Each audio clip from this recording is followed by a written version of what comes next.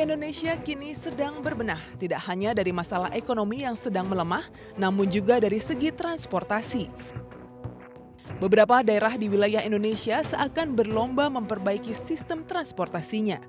Di DKI Jakarta misalnya, Gubernur Basuki Cahayapurnama melakukan pembenahan pada moda transportasi di kota Jakarta guna mengurai kemacetan. Pembangunan transportasi ini tidak hanya menuai pujian tapi juga banyak mendapat kecaman oleh warga Jakarta yang menganggap kemacetan diperparah dengan adanya proyek pembangunan di beberapa wilayah di Jakarta karena menggunakan lahan terbuka hijau. Gubernur DKI Jakarta menyatakan melarang penggunaan ruang terbuka hijau untuk dijadikan lintasan bagi jalur light rail transit. Makanya kita lihat kalau cuma lewat RTH nggak masalah kontrasnya. Kalau misalnya berarti buat rase yang depo. Kalau buat depo di RTH nggak boleh. Jadi nggak. Nah kalau ketutup nggak bisa. Tapi kalau cuma lewat lintas kita oke. Tapi katanya Perpresnya mau diajukan ke Pak Jokowi minggu Ya depan. makanya itu yang kita bilang sebelum minggu depan kita mesti duduk dulu nih. Nah di Karya jangan main-main nabrak-nabrak begitu. Terus sistem sinyal ini sama nggak sama kereta api. Kalau Transjakarta, MRT semua kan LRT kan sudah mau kerjasama dengan kereta api.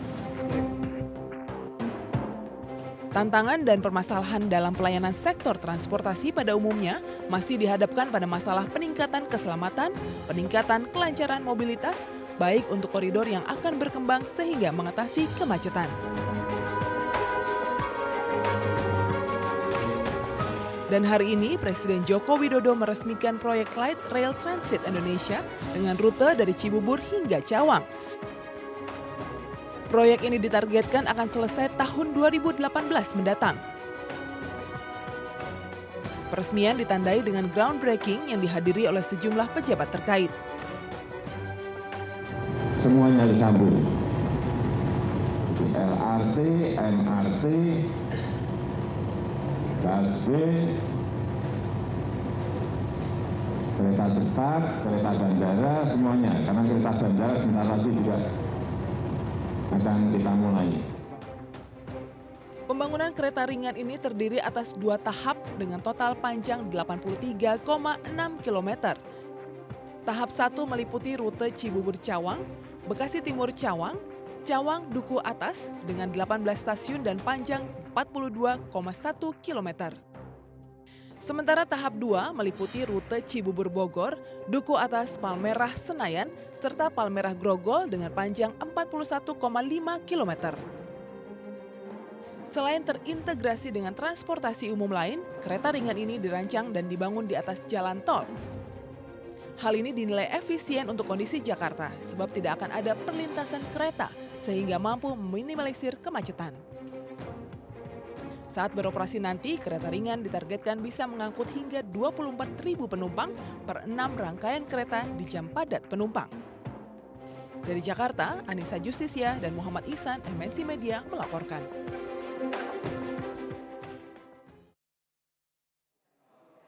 Kalau kita bicara transportasi, moda transportasi yang masalah itu, kita memang jauh dibandingkan dengan negara-negara yang sudah maju. Tapi lumayan lah, akhirnya kita melakukan sesuatu. Nah, soal LRT ini atau Light Rail Transit, kalau kita lihat sebetulnya pernah ada di zaman dulu, zaman Belanda, pengalaman Indonesia. Mari kita lihat bagaimana sesungguhnya LRT ini, kemana arah ke depannya, dan apa yang pernah kita lakukan di masa lampau, terutama di zaman Belanda dulu.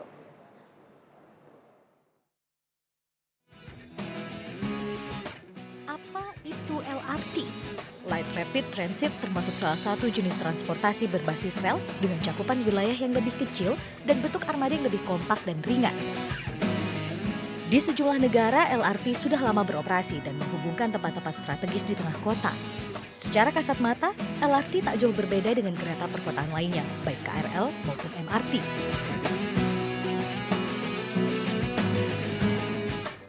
Di Indonesia sendiri, LRT sebenarnya bukan barang baru. Dulunya LRT dikenal dengan sebutan tram dan digerakkan dengan tenaga uap dan listrik.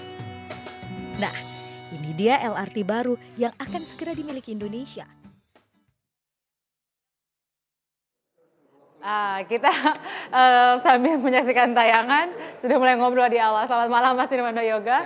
Selamat malam Pak Ibu, selamat malam Pak Selamat Nusirwan. malam. Kita akan bicara soal yang penting. Tadi saya bilang kan kesannya pesimistis, bukan pesimistis Pak. Tapi menunjukkan bahwa kita harus sadar loh bahwa kita tuh terlambat belasan tahun bahkan puluhan tahun kalau dibandingkan dengan negara maju. Tapi sekarang kita mulai supaya kita semua bisa ngedukung nih dan kita lebih paham. Mari kita dari Pak Ipung dulu. Nah, kita bicara soal LRT spesifik bagi masyarakat. Apa yang akan jadi pembeda dengan apa yang dengan MRT? Apa bedanya? Ya sebetulnya satu transport itu seperti piramida. Dia ada keluarga. Paling kecil katakanlah angkot. Itu belusuan ya. Kemudian kakaknya dia itu seperti Metro Mini. Itu lebih ke jalan-jalan yang pas sebetulnya cocok untuk karakteristik di Jakarta. Kemudian di atasnya itu ke main road jalan utamanya seperti busway dan sebagainya. Nah di atasnya busway itu seharusnya ada seperti keluarga LRT, bisa kalau di luar negeri LRT itu pakai ban juga ada, namanya BRT. Kalau di sini bus, tapi di sana sebetulnya ban itu. Tapi di atasnya lagi sebetulnya ada MRT yang more regional, lebih jarak jauh.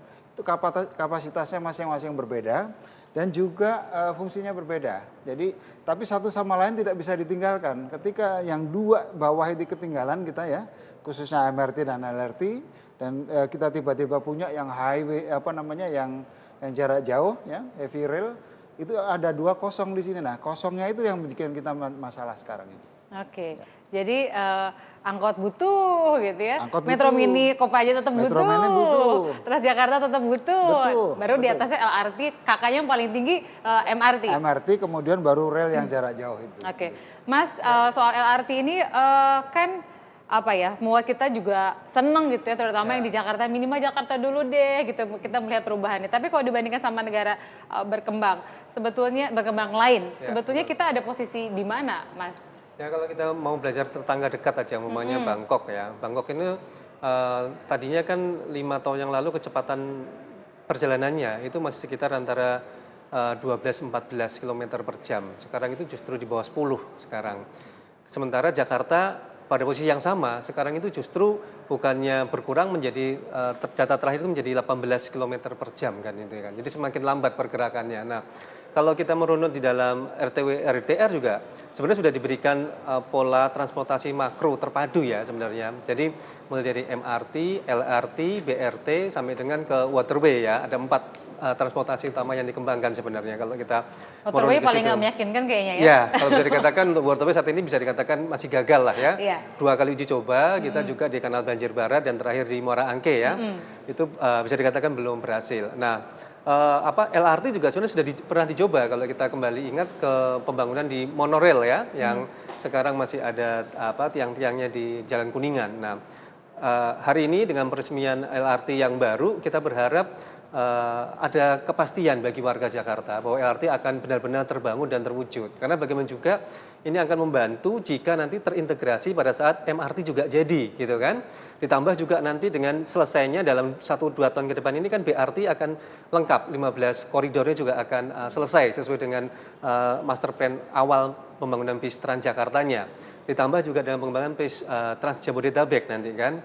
Terus komuter lain, terus kemudian juga ada nanti kereta api ke bandara gitu. Kalau kita lihat rencananya sebenarnya kita punya harapan ke depan, optimis lah ya, bahwa kita harapkan mungkin dalam waktu hanya 3-5 tahun akan terjadi penurunan secara signifikan dalam hal pengurangan kemacetan. Nah, ini yang menarik adalah suka tidak suka pengembangan transportasi nanti ini akan berpengaruh terhadap tata ruang kota Jakarta secara keseluruhan.